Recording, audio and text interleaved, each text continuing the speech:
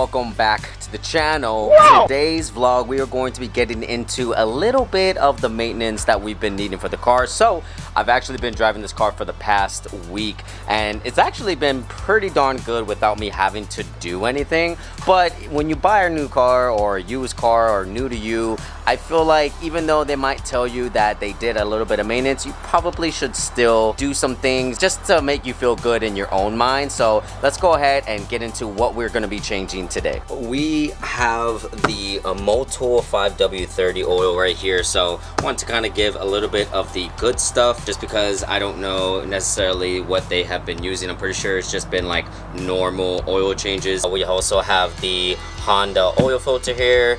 We have some NGK Iridium IX spark plugs here. You see 3 only because I did drive this into work like I said earlier, and I drove it all week, and one of the last days I ended up driving into this crazy pond that I really couldn't see because the street was really dark, and I smacked into it and had to change into first gear and was just kind of fluttering in between first gear, and it ended up sending a bunch of codes to the car, and I ended up finding out a couple things. So cylinder 1 had a spark plug that was completely toasted, along with the TPS sensor, the throttle position sensor, needed to be changed as well. It was actually a good and a bad thing at the same time. Good because obviously we now figured out what we needed, but bad because I didn't really know what was going on. I didn't have a code reader either, so that was a little bit of a problem. But it was so easy to work on this in the front of O'Reilly's. Big shout out to O'Reilly's for letting me do that. We already changed 1 spark plug, so that's why we only have the 3 spark plugs. Then we picked up a Dorman TPS sensor from O'Reilly's as well. These are all fairly cheap, you know what I mean? Like these are probably like 14, 15 a piece maybe. And then this was like 63 bucks, I believe. So not too bad. And then we also have all LED lighting for the cluster gauge and for the interior, like the dome light, the license plate lights, and everything like that. One of the biggest things I felt like I needed on this car was a cluster gauge that actually had the RPM. Last vlog, if you guys missed it, I did pick one of these up, was just kind of waiting on these LED lights, and they came today. We do have other stuff kind of coming in right now, but I'm still kind of waiting on it. It's on the way. I ordered this stuff last week, so it's currently the weekend, and I'm just waiting for everything to kind of get here, but definitely stuff that is going to refresh a lot of the stuff that you guys see here. Things that I feel like are essential when driving this, like maybe better headlights or better lights in general. But that's why we're doing all of the interior lights with LEDs, regular maintenance type stuff. Probably should still do things like valve cover gasket and some other things like water pump, maybe even engine mounts. I don't know. So until we figure out what we're going to be doing with this engine, because I'm still kind of thinking about it and going over it with you guys in terms of what we should do, we're just kind of doing, you know, regular maintenance, so we kind of have a better, you know, mental in terms of like, all right, we already did that, we don't need to worry about that. Also, we're going to be getting under here and seeing the underside of the car for the first time, so I'm a little bit afraid, but at the same time, I'm like, all right, this is what we're going to need, so let's go ahead and get into it. First things first, the easiest thing that is to tackle is this spark plugs, considering they're right here, which I freaking love. On the 86, they are definitely not just right there on the top. Those are definitely a little bit more difficult, whereas something like this is just literally straightforward. So let's go ahead and change these out. Shouldn't take you more than 10-15 minutes.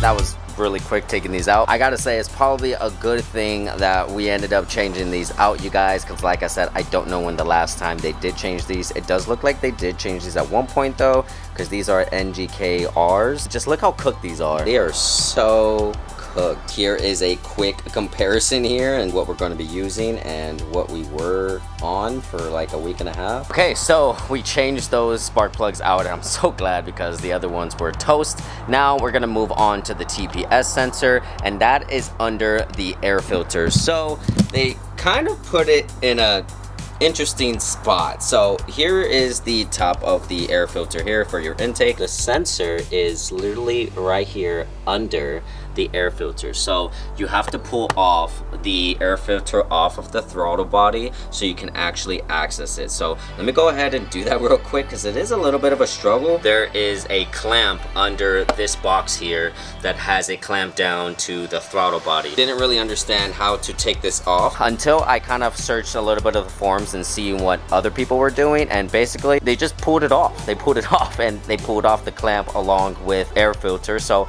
I did do that as well and it worked. So we're gonna do that again and then maybe position the clamp in a better spot where we can actually see the bolt.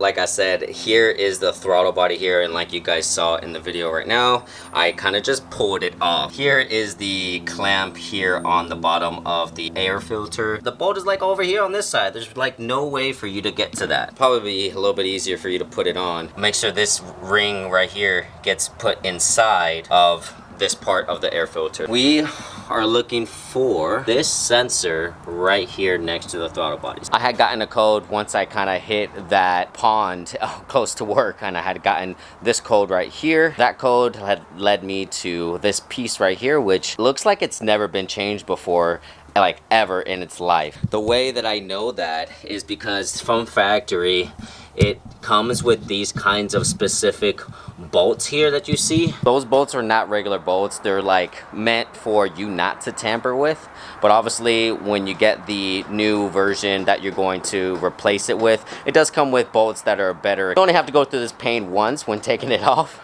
but any other time after that you don't have to worry about it. So let's go ahead and get to changing that.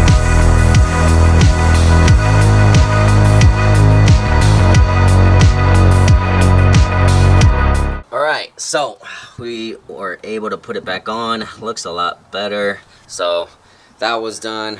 Now next time we need to take it off and we have better bolts, we could take it off easily. Now we can go ahead and put this air filter back, and then I feel like we should probably do the oil change next, and then last we'll go ahead and do the gauge cluster. Alright you guys, so we are under the car now, and this is my very first time looking under the car.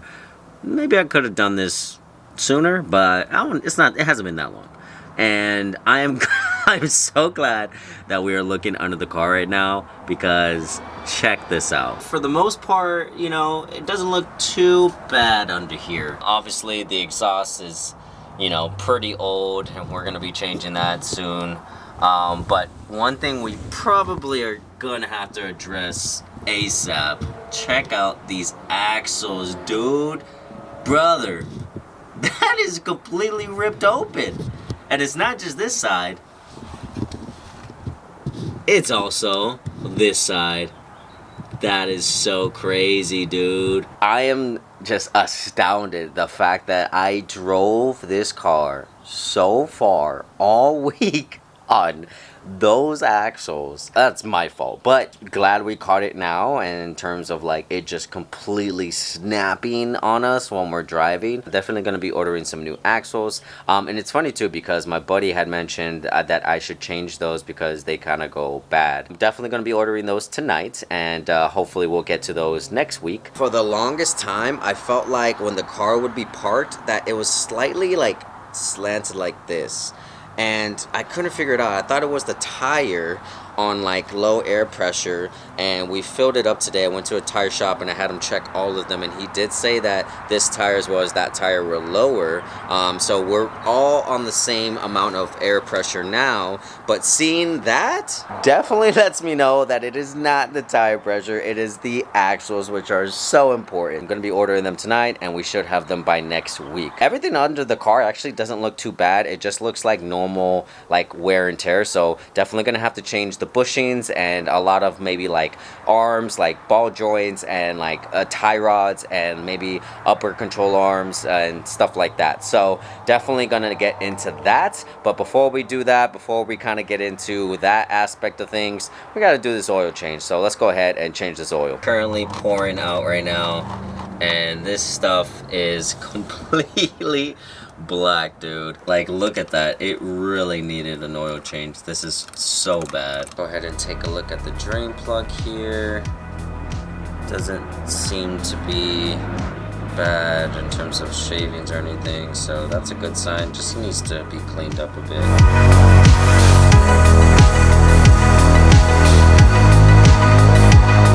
Come on, boss.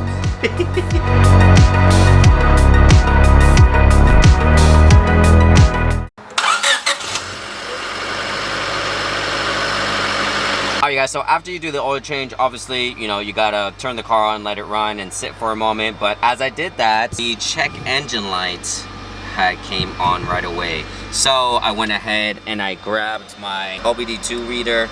Let's go ahead and press enter here. So while we wait for that, I will say that the car actually does sound a lot better in terms of the idle. Obviously I haven't drove it yet, so I do want to see how that feels. Throttle pedal position sensor. Switch A circuit low. Looks like we only have one code, which is the throttle position sensor. Well, I gotta say that is actually not bad. I don't think that the part is bad. I heard there's something in terms of like clocking the TPS sensor, so maybe that's something that we need to do. I've never done that before in terms of like clocking a TPS sensor. This is my first time changing a TPS sensor. Do think that it is a very simple thing to do, so next time around we'll kind of figure it out. But as for now, the car sounds good. Sounds like it's running fairly well. Ooh, the throttle feels way better. We need an exhaust, boys. Wants to give some spiciness, but we just are not there yet. I want to make sure we do all the maintenance stuff before we kind of go into modifying certain things. Need to go ahead and address those axles, maybe doing the valve cover gasket, maybe motor mounts. We definitely need suspension for in terms of bushings, maybe some arms, tie rods, ball joints. Yeah, you guys know the deal. But let's go ahead and change out this cluster. It's getting a little dark, so we might run it into tomorrow, because I also got some other packages that you guys saw got picked up, and with those, that's also going to add to this video. So yeah, I think we'll wait till tomorrow to do it all. All right, so it is the next day and we're ready to take out this gauge cluster. So it's actually really simple. It's literally just a couple screws. You have two screws here on the initial housing, one here and then another here, and then once you take off this housing, should have about 4 more screws, one up top on each side and then another on the bottom on each side. Pretty straightforward. Let's go ahead and get to it.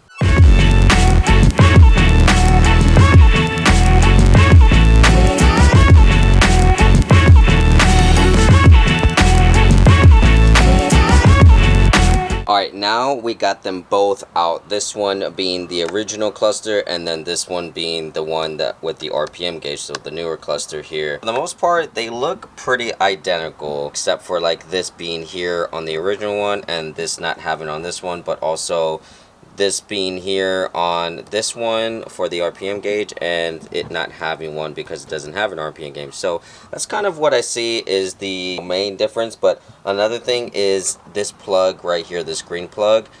I don't have one on the original one, so I'm not too sure if that's going to affect us. I did go ahead and check the harness inside to see if maybe there was just a plug that wasn't being used because it didn't need it. There is none, so we're just gonna plug it up just kind of how it is here and see like if it works. Hopefully it does. I'm not too sure what feature that would be for. Another thing that I was kind of curious about in terms of us being able to transfer something was I wanted to see if I was going to be able to transfer this center piece here to this one. I was hoping I could because I wanted to, you know, this one has like 260,000 miles where the car actually has 214,000 miles on ours. So I wanted to see if maybe there was a way to kind of switch that over. I'm gonna do some research right now and kind of just see if that is something that's possible because, you know, might as well do it right now while we have it out. We have these LED bulbs here that we're going to be changing onto the new one. It's going to be all white LED bulbs here. These are also for the climate control that you see here. Definitely all of these needed to be changed because it's definitely a very dim in there. I highly doubt any of them have ever been changed before. We have like 2 lights on the top here, and then we have lights for each gauge cluster as well. It's pretty cool. I'll leave the link down to below. It was off of eBay. Pretty close. I believe the guy's in San Francisco, and he also gives you instructions to where you can place them.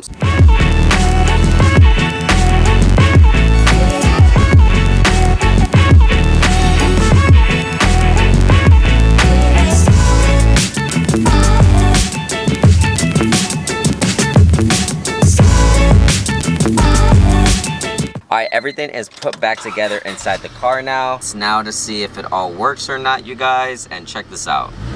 Ooh, RPMs.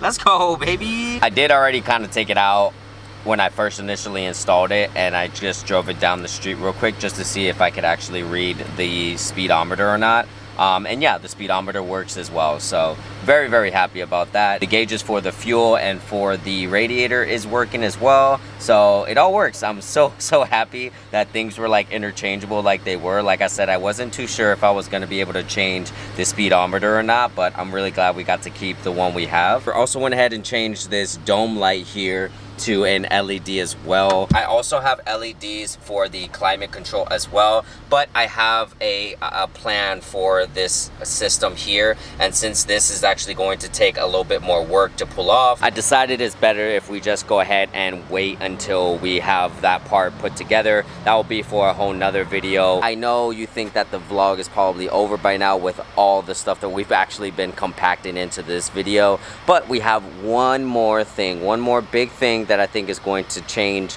the way that this car looks. We got these fresh new headlights right here. They're not from factory, but they are brand new from Headlight Depot, and these are like the eagle eye version, so it's not, like I said, the OEM, but it is OEM style. I'd rather have these than to go trying to source maybe some used ones that are, you know, somewhat okay, or like brand new ones that might cost a little bit more than these. I got some new light bulbs as well. So the headlights, they don't come with light bulbs. You're gonna have to buy those separately on the website, but they do provide options for you guys to try. So we went ahead and got ourselves some H4 halogen bulbs. These are gonna be super bright, not too bright where it's gonna blind you like, you know, a big truck that's right behind you, but they should be well enough for us to see, because right now currently we can hardly see with these headlights. I don't feel like they've ever been changed in terms of the headlight itself. They look like it's actually the original one from factory, so I'm glad we're gonna go ahead and change these, and who knows, we might go ahead and change to a different style later on, but for now this is actually pretty cost efficient. I think like the whole set cost me like close to $200. Pretty good replacement for the price, I believe.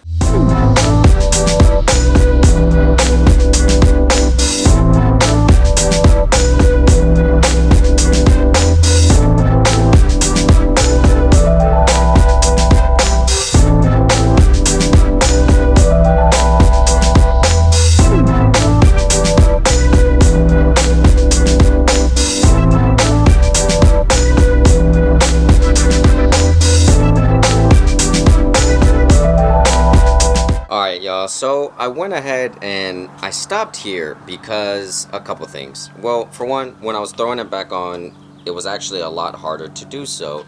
Now, the reason I thought it might have been harder was because, I don't know, this was in the way, right? So I went ahead and I took off the other side, but when I came to this side, this is very, very odd, because for one, okay, what you guys see here is like the fixed version, but before, this was actually smashed downwards. So this bolt here was fine, but it was smashed downwards. Not too sure why, along with what it's bolted down to. So this piece right here behind it was also smashed down, and I was so confused as to why is it like that. And it looks like it's helping support the front bumper. That's why it looked all bad before in terms of alignment. But on this side, we don't even have that piece to where the bracket would even connect to. I don't know if you guys can see that in there, but there should be another piece here that the bracket that I had taken off connects to, but we don't have that on this side. Not only that, still trying to put in this headlight has been very, very tight. Like, I literally had to use a ton of force to push it in, basically, and then to kind of bolt it down with this one, because it wasn't reaching this one. It was reaching this, it was reaching, there's like a, it was reaching this right here as well, and it was reaching over here on the side, but it just wasn't reaching this bolt right here.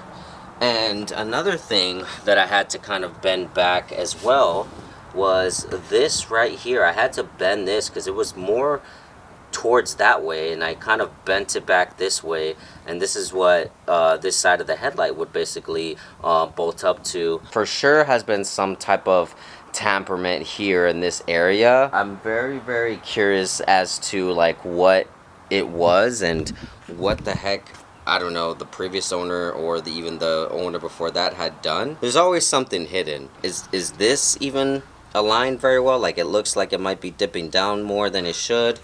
Is that the reason why it's so difficult for this to even fit in, because it's actually downward some? Which I feel like that might be the case, but I don't know for sure. This side is a lot better. I went ahead and I got the passenger headlight and I kind of mocked it up, and it actually fit very well. It fit way more better than this side. So I don't know. I'm thinking this right here is not allowing us to move it in as much as we can. It definitely was rubbing on this a lot. I don't know. Could be some hidden stuff that the previous owner didn't mention, or even the owner before him didn't mention to him. So I don't know. But now it is our problem. So something to kind of just take note about, and probably might have to deal with that later on when it comes to like us getting a new front bumper or something. But yeah, we're almost done. All right, so we finally have everything put back together, and I gotta say, it is just so much more bright than it was before. Check this out. Damn. Ain't no squirrels gonna be hiding away from these headlights. That's pretty bright. A lot brighter than what we had before. So very happy with this. Just concerned about what we kind of found when we were switching these. So just something to take note of and remind ourselves to check on later, probably when we do the front bumper, but that'll be a later time. But I do want to show you guys this as well. Perfect time to show you guys the inside of the car. Damn, it's a lot brighter. All right, so I know that it's dark around here, so you know, one of these days I'm just gonna take a light module from the old one and then probably replace it with one of these with the newer lights. Maybe that will help out that area. I know I'm supposed to be getting some lights from up here as well. I don't necessarily see them, so that's another thing to change out. But then we got the dome light, dude. Check that out. It's way more brighter in here, honestly, and just the yellow just did not mix in here very well. I did have other lights that I couldn't really install, so I had license plate LEDs as well. They couldn't install because those are like a different kind of light, but I ordered some new ones. And then I had some trunk lights as well, but we don't have a light in our trunk. So I don't know, maybe that's something I could also find and buy. I'm gonna look it up. But yeah, I think that we are pretty successful in terms of getting these done. We still have this to go, but that will be for another vlog. And then we kind of have some updated stuff to do with the suspension, so definitely very important. And I'm pretty sure you guys can't notice on camera, but there is something very off about this car that we're gonna have to get into on the next episode. So I just want to mention, by the time this goes up, it's gonna be pretty close to the 28th. On Saturday, we are going to be showing up to Cali Creaming Los Angeles Convention Center. So we are actually going to be having the press start booth, and we have a bunch of new merch. We have 2 new shirts, and we also are making some bandanas. So I'm super excited for that, and hopefully I get to see some of you guys come out. I'm currently trying to work out logistics, it's really hard to get all of the canopy, the stuff and everything, the merch, and to get your car there. It's never going to fit in the 86, so I'm trying to figure out logistics, so bear with me. Hopefully I'm able to take everything. If you guys want to see the 86 and if you guys want to get some new merch, I will be there. You guys come by, say what's up at the press start booth,